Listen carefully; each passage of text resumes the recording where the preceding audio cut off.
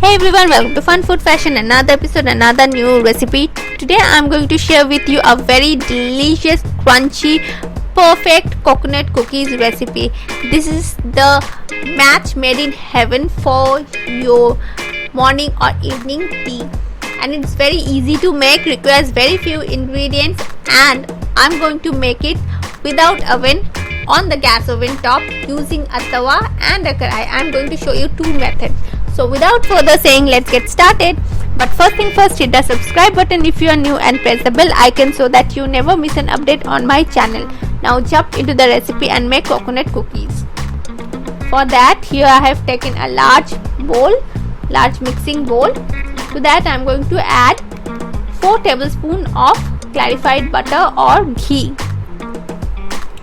And make sure the ghee is in this semi-liquid consistency, not too solid or hard and not melted entirely. This semi-solid consistency is preferable for making these cookies. So here goes. Now I am going to whisk it using my electric mixer for 5 minutes. If you don't have electric whisk, then use your handheld whisk and whisk it for 15 to 20 minutes till they become very white in color. But that's gonna be a lot of work.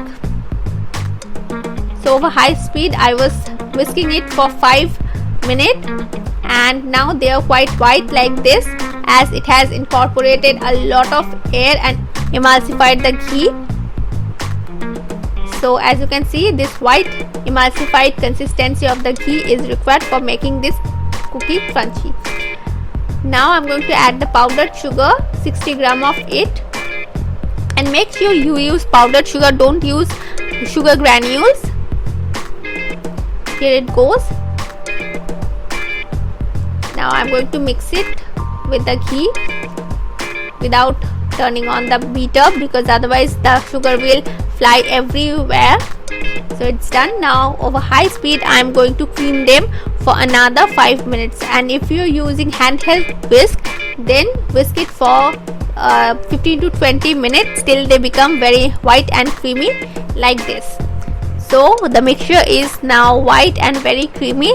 This is the perfect consistency that is required for making these cookies very crunchy. This process was very important. Now we are done with the electric mixer. Now I'm going to use or add all-purpose flour or maida, 60 grams of it.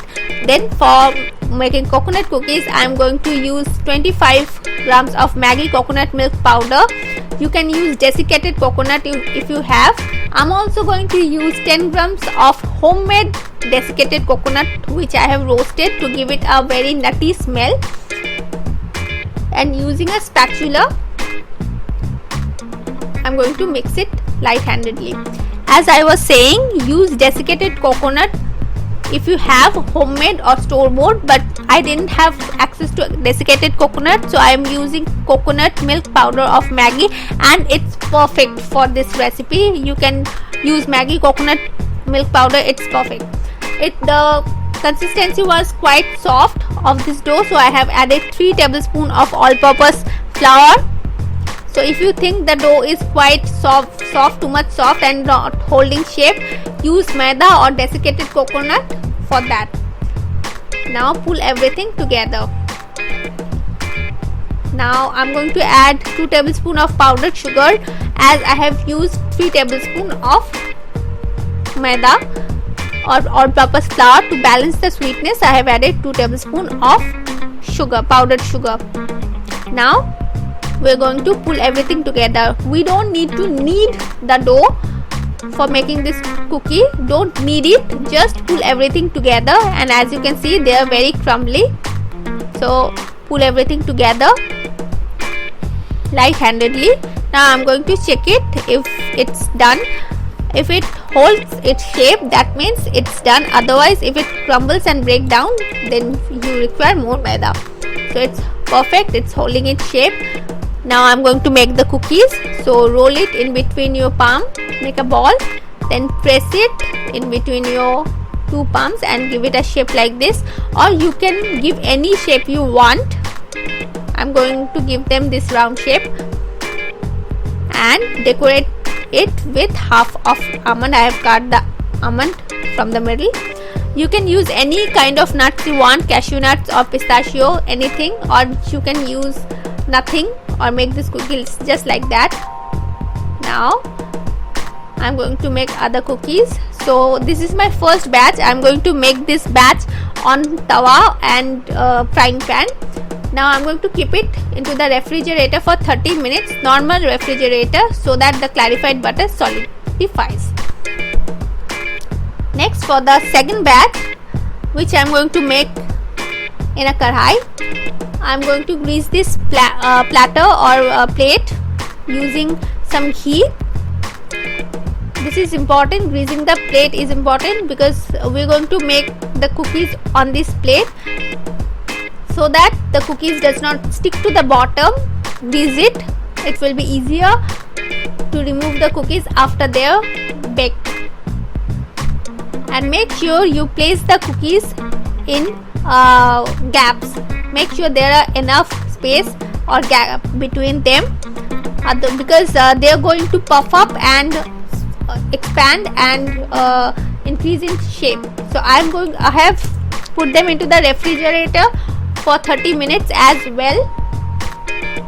Meanwhile, here I am preparing the kadhai with a stand. I have taken a normal kadhai, placed a stand, and I am going to preheat it for 10 to 15 minutes.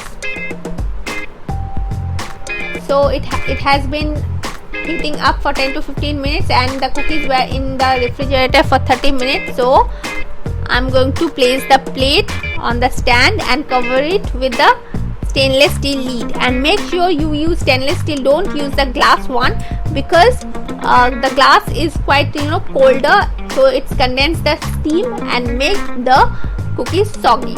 So make sure you use this for stainless steel for making these cookies. And also I'm going to bake them over medium flame for 15 to 20 minutes. After 15 to 20 minutes we are back. Actually it took 20 minutes. After 15 minutes I have checked it. It was a little slightly undercooked, so I have given them 20 minutes. So after 20 minutes you can see they are perfectly done. Now carefully remove it and I am going to cool it down for 10 minutes. After 10 minutes we are back and our delicious cookies are ready. And you can see the back side. From the back side also it's done and perfect color. I'm going to bake it down, and as you can see how crumbly and crunchy they are, they're just perfect. I'm going to taste one. And here I'm preparing it for second batch. I have placed a tawa and I'm going to preheat it for 10 minutes as well. While it's preheating, here I am going to prepare the frying pan on which I am going to make the cookies. So grease it as well with some oil.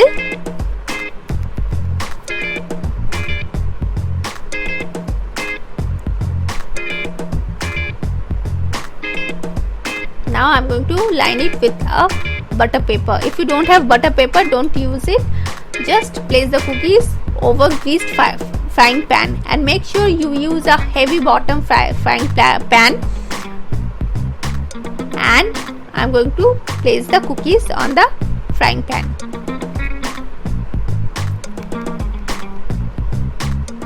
And as I told you before, make sure you place them in certain gaps and give them space to expand. Now I'm going to place it over the tawa, and over medium flame I'm going to bake them for 15 to 20 minutes as well using this stainless steel lid.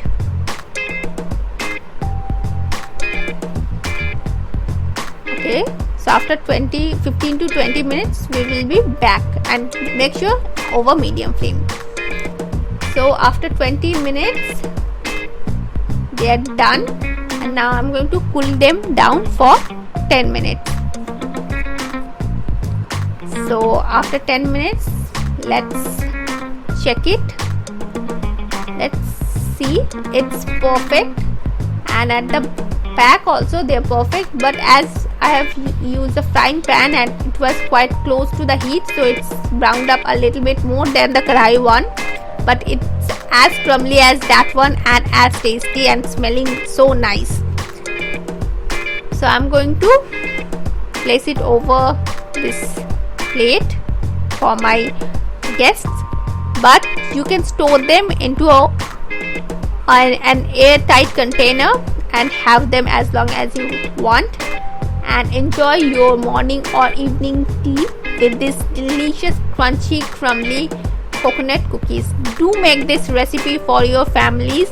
Your kids are gonna love this and your guests are also going to love it. And don't forget to write me the feedback of them on the comment section below, and don't forget to share the video with your friends and like it. And thank you.